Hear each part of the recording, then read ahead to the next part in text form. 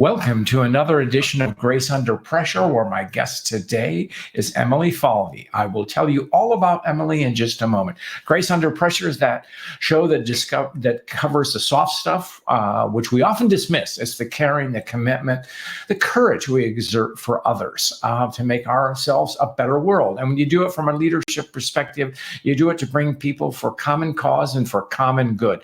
Emily Falvey, welcome to Grace Under Pressure. Thank you so much, John. Great. I want to tell everybody about you. You are a Nashville-based singer and songwriter. You're an alumna of Belmont Universities, and you graduated Summa Cum Laude with a B.A. in songwriting and also a B.B.A. in music business. You are now under contract with SMACKSongs, which you have been for some time now, which is pretty cool. You have penned some songs for MacKenzie Porter, which was #1 in the Canadian country airplay. You've had other hits and upcoming releases as Walker Hayes, Carly Pearce, Sam Fischer, and many, many more. You're an up-and-comer and a real, a true professional at a young age, but you also give back a lot, and we're going to talk about that. You're very active with your with your alma mater, Belmont. Emily Falvey, welcome to Grace Under Pressure. Thank you so much, John. It's such a joy to get to be here with you. Great. Now, just as a way of background, so people know who you are, you have written some 800 to 900 songs at the last count, 70 of which have been recorded. But let's take a step back to your college days. And I love this story about you because I heard you tell it. You doubted your talent. And and the story goes, you went to your professor and go, am I going to make it in this, or what do I need to do? Tell us that story, Emily. Absolutely. So going to a school like Belmont, I walked in and saw just the extent of the talent among my classmates and among the people who are older than me. You know, you walk into a freshman as a big fish in a small pond from your hometown. I was the only girl at my high school that wrote songs. And then all of a sudden I was in a whole program where everybody was that kid from their high school who wrote songs. And so it was a very intimidating process. And then I ended up declaring a double major in music business because I'm a nerd and really love school. And I'm a type A personality, and most of my classmates in the songwriting major weren't. And so I thought to myself, would I be better suited on the business side? Would I be better suited working for these people and with these people instead of being a creative person myself? And so I ended up doing all these internships and things, but I had a moment of recognition in the songwriting program, and it kind of gave me some fuel to my fire that maybe I did have a creative talent of my own. And so I asked my professor, James Teeley, if I did indeed have what it took to be a professional songwriter. And luckily that day in that meeting in his office, he said that I did. And it gave me the courage to kind of pursue the life of being a professional songwriter, which is definitely a daunting task. Well, yes, one has this image of songwriters just kind of being in a garret and maybe pen a song here and it happens and you do it. And you're more on the industrial side. You actually have an office on Music Row, do you not? I do, yes. And so you told me you go to the office 5 days a week and crank out songs, which reminded me of that's Tin Pan Alley, which goes back more than 100 years. And so you are a working artist. So how do you do it? I want to preface this because I was telling some friends about what you did, and they go, well, novelists work on books, or an author, and we work, and I go, no. Novelists are not doing 5 novels a week. Mm-hmm. You're doing 5 things or however many songs. So tell us the process. Absolutely. Well, every day is a little bit different, but I usually do go to my office on Music Row, which is at 16th and Edge Hill. So if you're driving through Nashville, you'll pass right by the SMACK offices. And typically I like to have a creative start to whatever day that we have. So if I'm in with an artist, for example, if I'm in with Lady A, I'm thinking about what's going on in the life of that band, what kind of songs they've just recently put out, what kinds of songs they think they need for the rest of their record. Sometimes I'll take cues from them at the beginning of the session and think, okay, they want to write a up-tempo radio song today, so I shouldn't be bringing in my ballady, most sad ideas. But typically I usually always come with titles and ideas for a write because it helps to trigger that creativity. And so we normally toss titles and concepts around for the first hour or so. And then in the next 2 or 3 hours, we come up with a melody and words. And typically we leave with a whole demo after a 4-hour session, which is really cool.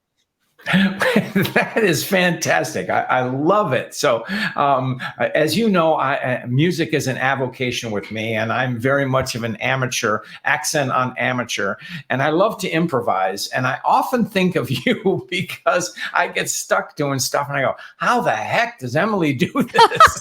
I think it's a muscle. It's kind of like how you show up to the gym every day and you get a little bit incrementally stronger every time you show up. And I've heard you're being very modest. I heard you play in the lobby of the Fischer Center during our time together at the 100 Coaches event. So I know that it's not even just a hobby for you. I think that it's something where you add a lot of value in that space, John. So I'm fortunate to be a beneficiary of your music. Oh, aren't you sweet? Thank you. So let's explore this idea of creativity as a muscle, because we have I think all of us have a potential to be creative, and I think we turn it off. So what does it mean to use creativity as a muscle? So you mentioned just a second ago a novelist isn't working on 5 different books, but I do think some of the best novelists that I know are showing up every single day to write pages, even if it's, just a few, they'll show up at 5 a.m. consistently and tell their brain, I'm going to be doing this creatively. And then they just set a goal of writing 1,000 words, even if they're the worst words they've ever come up with, they still show up and consistently make that effort.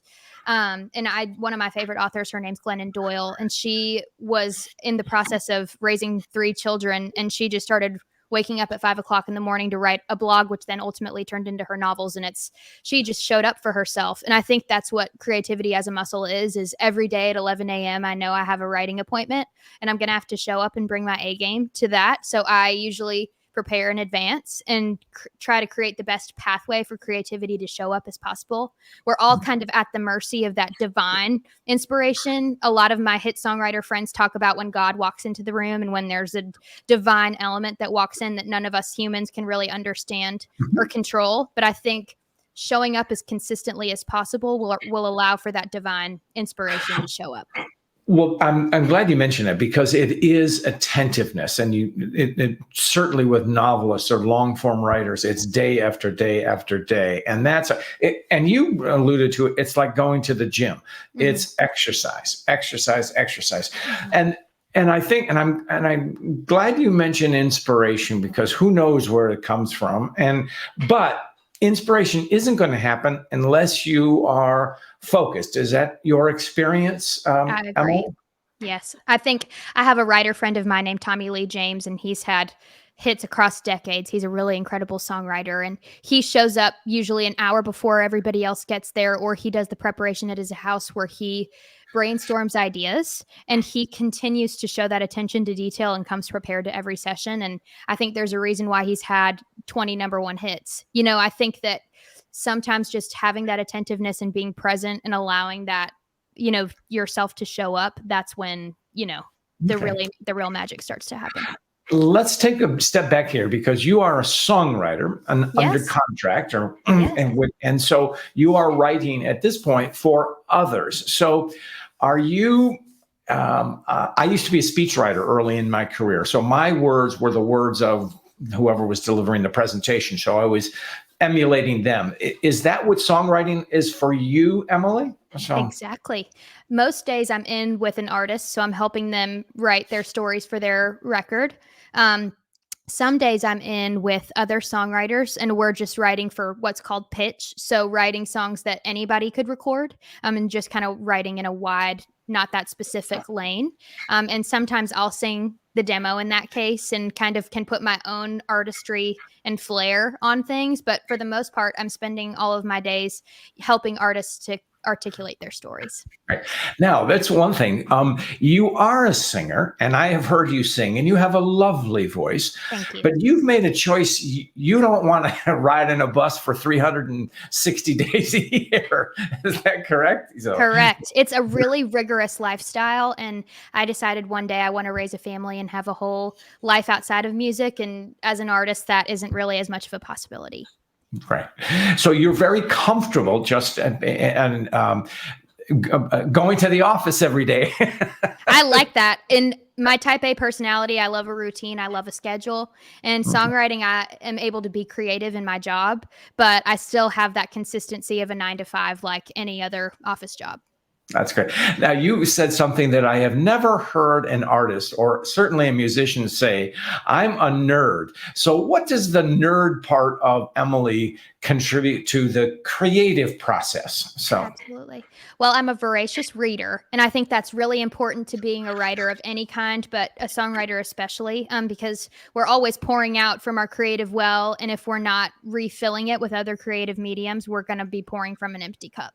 And so I think being a nerd, I love learning about new things. Over Christmas break, I read 7 books and learned all about deep theological issues. I learned all about all sorts of I read the 48 Laws of Power to talk about business negotiations. I just am always seeking to understand the world a little bit more. That's great. I was just going to ask you if there's anything particular. You did mention fiction. So do you draw inspiration from that? So I do. There's authors like Taylor Jenkins Reid and Emily Giffin who they write in fiction, but a lot of their language has such a song quality to it that sometimes I'll get song ideas just from reading their romance novel. Yeah. Poetry, does that inspire you at all? Or It totally does. I think it's something that it feels so akin to what I do that almost I read it with a critical eye. So it's not as much like I lay back and have a, decompressing night reading a fiction book as if I'm reading poetry. I also took a creative writing class at Belmont that kind of permanently altered the way I view poetry. But I really love it and am inspired by it for sure. do you remember what is your altered view of poetry? I would be curious. So I always thought that it was more of a limericky, rhymey, I think to be a lyricist, I'm always thinking in terms of a rhyme scheme and thinking in terms of how something fits into a melody.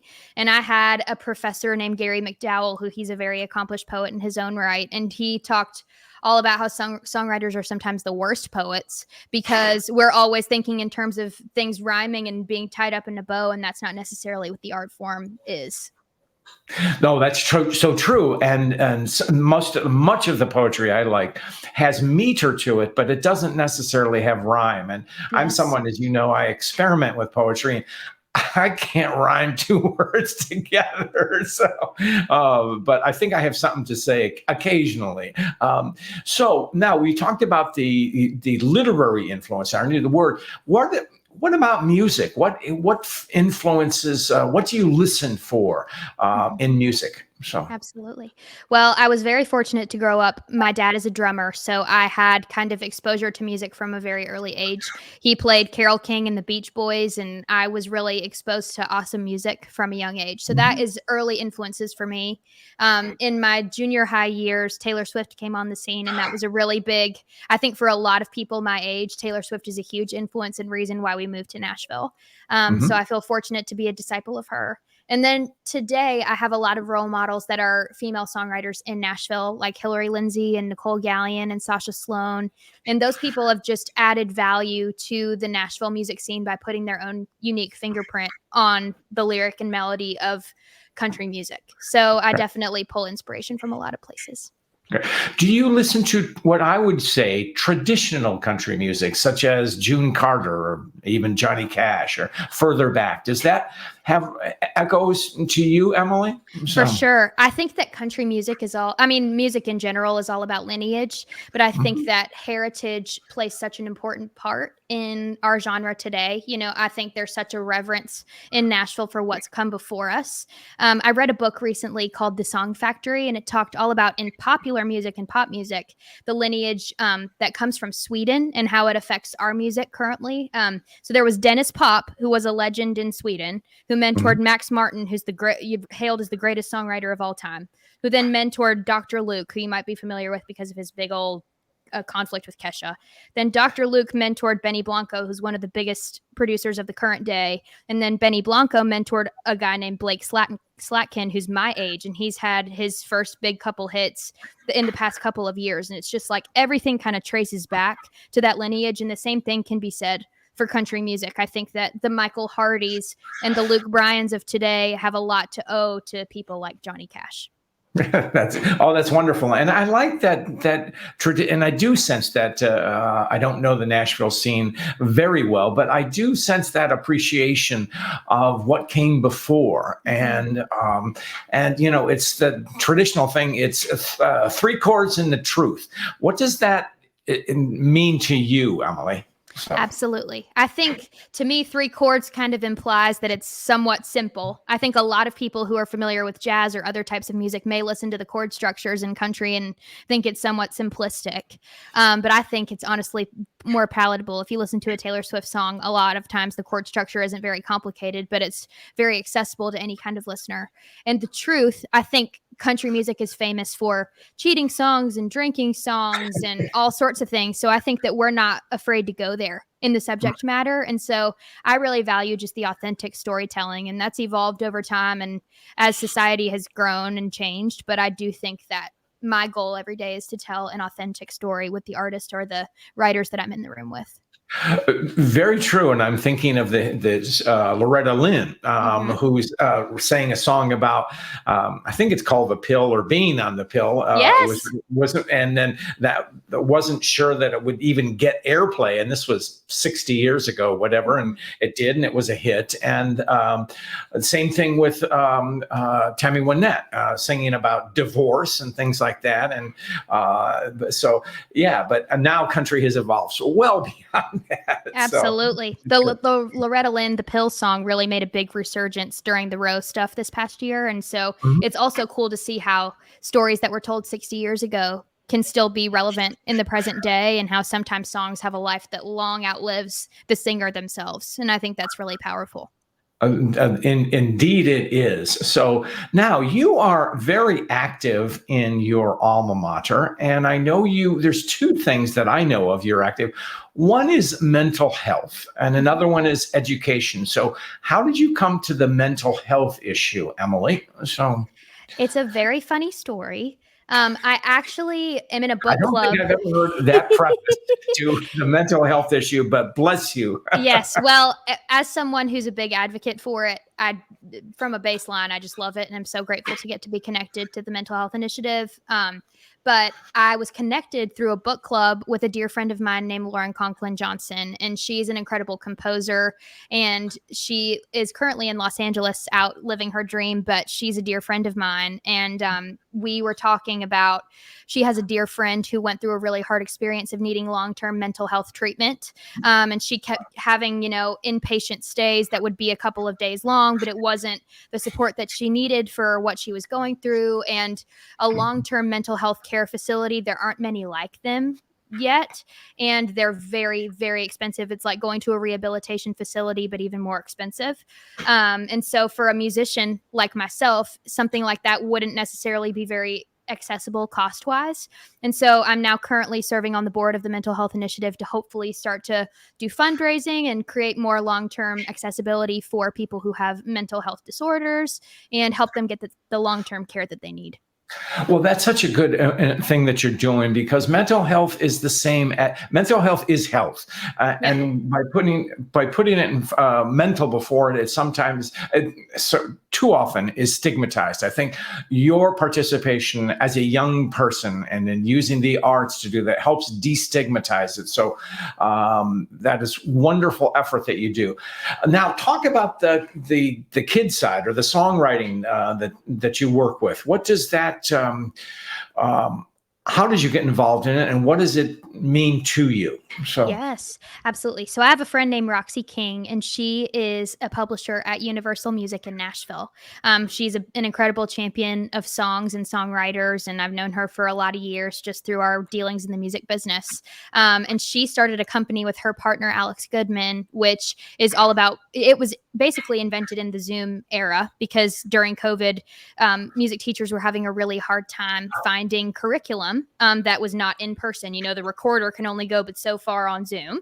And Kelly King, Roxy's mom, is a retired principal from the San Diego area. And so she had the idea of bringing in a songwriter to do a unit on songwriting in her school's music classes. And so it just kind of spurred on this whole company initiative. And so I've stepped in as kind of a music industry liaison to help connect the songwriters to classes to help them teach classes. We have schools in Georgia and Boston and California, just all over the country, where we're bringing that songwriting into students. And it's been really a joy to see. I've taught some of the classes myself, and just to see how students don't really have an awareness of what songwriting is, but now they know that it's a career path and that music is something that you can pursue full time as a profession. I think that's a game-changing piece of information for some students in the trajectory of their life. So that's great. Well, we just had a question from a listener who said, how do you get started as a songwriter? And then she said something, having tried submitting contests, it can be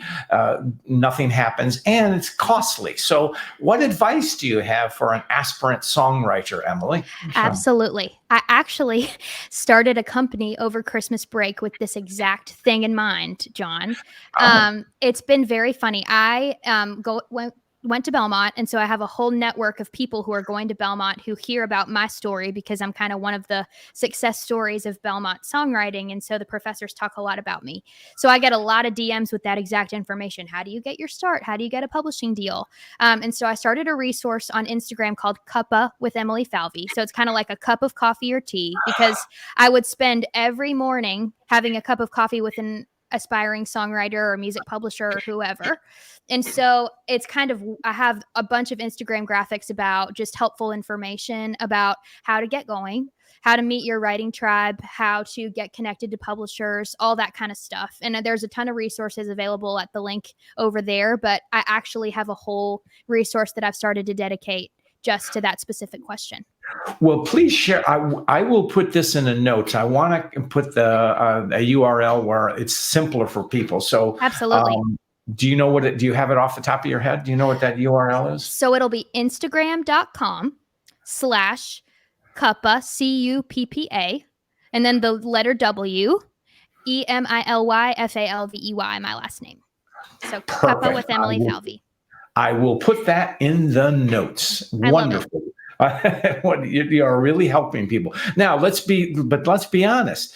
Songwriting is not it might be famous, but it isn't always, it may not be, it is not always lucrative, correct? No, sir. So what is the average income of a songwriter?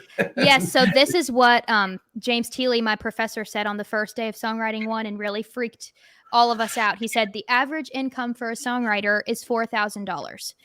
Granted, I think that being a professional songwriter is kind of like showing up and playing the lottery every day. My boss, Shane McAnally, who started SMACKSongs, the company that I'm signed to, has recently sold a catalog for $50 million. There's just kind of, you play the game of odds, and if you write hit songs, your value all of a sudden goes up exponentially.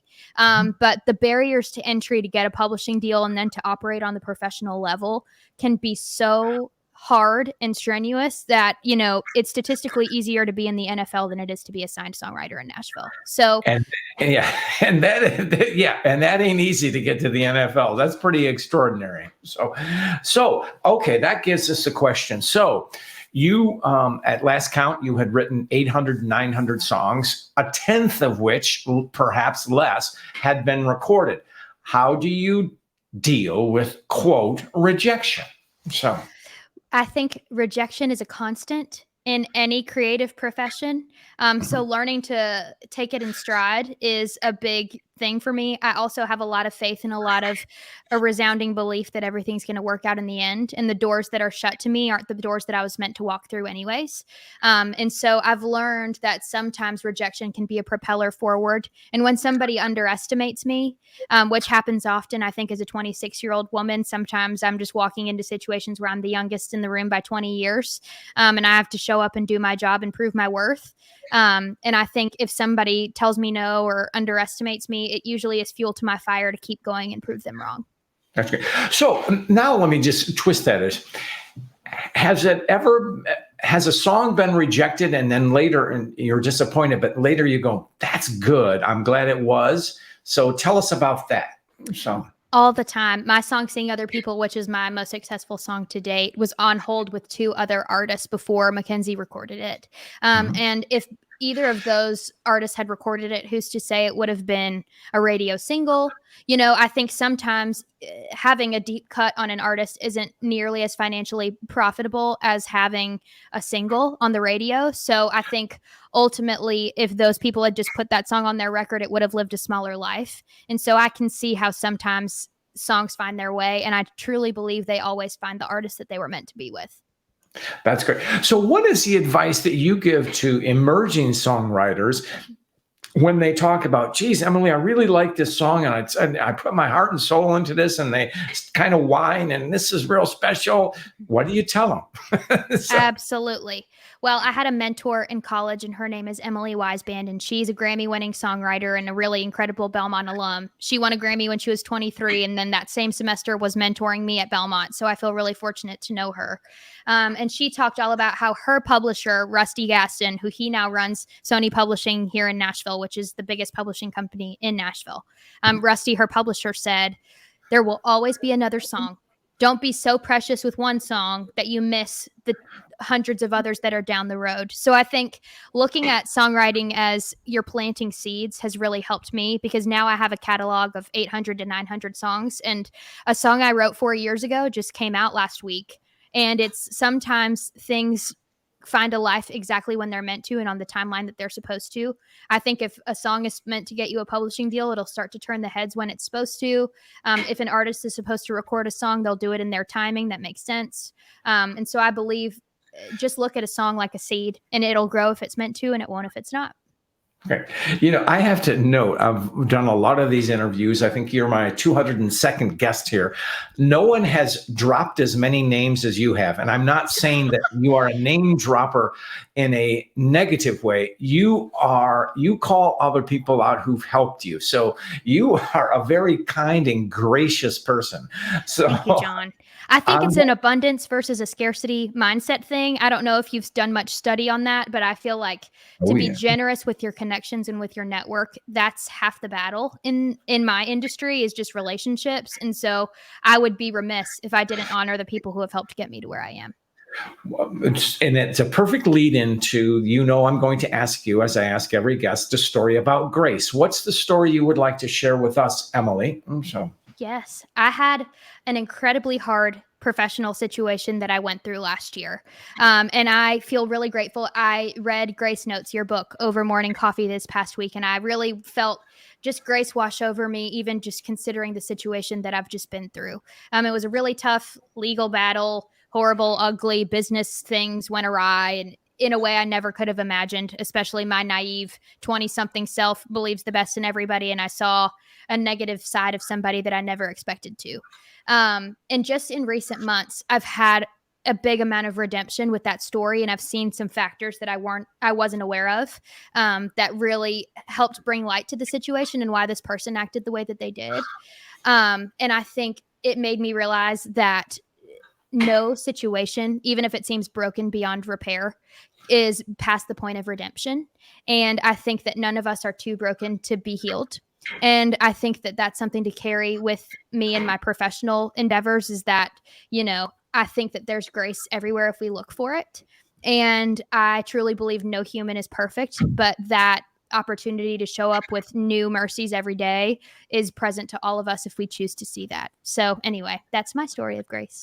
Well, it's a lovely story. And what you're essentially getting around, if I'm correct, is forgiveness. Exactly. And when people wrong us, so often a part of forgiveness, and it's hard, easy to talk about. But what we're doing is, at minimum, we're getting that person, we're getting out of that situation. We are no longer, to contemporary terms, they're not renting space in our head anymore. We're getting rid of that. And then if we can do it further and actually forgive, that's another choice. So what a wonderful story of grace. And Emily, you are a young woman of grace, and your songs just resonate with your passion, your enthusiasm, and your sense of graciousness and giving back to the world. So it has been such a pleasure to have you. And Emily, how can people find you? Yes. If you want to connect with me on Instagram, a great way to find me is at Emily K. Falvey. So Emily, the letter K as in Catherine, and then F like Frank, ALV like Victor, EY. Great. We will find you, or I will put those in the notes. Emily, it has been such a pleasure to have you on the show. Thank you. Thank you so much, John. I appreciate it. Right.